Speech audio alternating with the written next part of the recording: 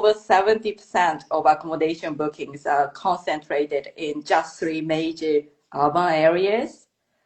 So many travelers end up spending most of their time in Tokyo, Kyoto, and Osaka, often using them as bases for day trips. So I Mhm. absolutely recommend spending time in these cities. They are on everyone's list for good reasons, I believe.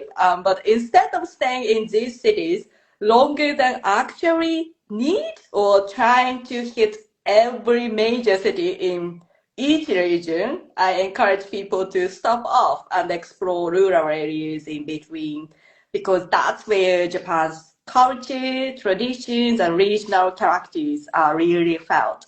So you get to see a quieter side of Japan and the everyday life of locals. So that contrast is incredibly refreshing and what makes your experience more memorable and meaningful. So that's what I always encourage more people to try. And yeah. Yeah, I 100% agree with that. Another question I get from people about, visiting Japan, people always start with, what do I do in Tokyo, Kyoto, and Osaka? Do you have any recommendations there? And it's like, my recommendation, I don't know. I almost wanted to just say like skip them, but of course I'm biased because my first few trips I got plenty of time in those big cities, but I totally think that the most rewarding times that I've had on my Japan trips were far from the big cities. I feel like the further you get away from big cities, the more likely you are to have like just a really special,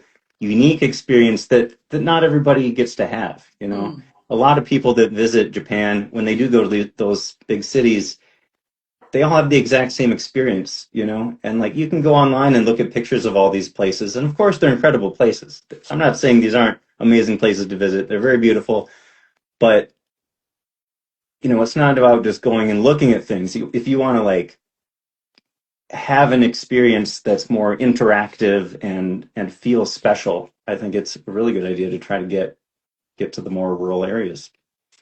Wow, nicely said. That's exactly what I wanted to say also.